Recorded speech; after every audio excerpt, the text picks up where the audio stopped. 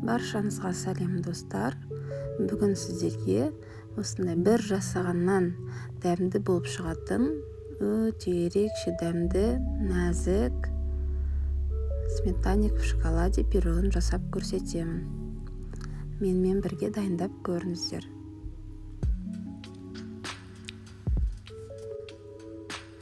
Ең алдымен қамырын жасауға кірісеміз. Ол үшін бізге қант керек болады. Бөлме температурасындағы жұмсақ сары май, жұмыртқа. Осы үш массаны жақсылап біркелкі қылып араластырамыз. Кейіннен ұнымызға разрыхитель қосып, жақсылап араластырып, жаңағы сұйық массамызға қосып, жұмсақ қамыр илейтін боламыз.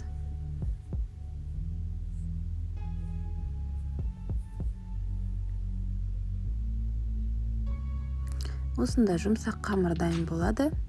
Қамырымызды, салмамызды дайындағанша холодильникке 15 минутқа жібереміз. Салмамызға кірісеміз. Ең бастысы бұл жерде қаймағымыз 20%-тен жоғары болу керек. Қаймақтың үстіне қантымызды саламыз, жұмыртқа саламыз.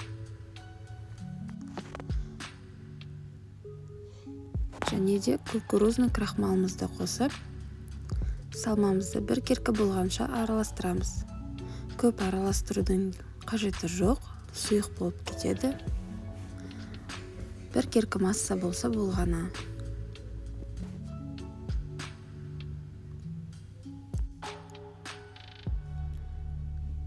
Қамырымызды шығарып, формамызға тегістеп, жайып шығамыз. Қамырымыз жұмсақ, өте оңай жайылады. Салмамызды салып, қызып тұрған пешімізге 170 градусқа жібереміз.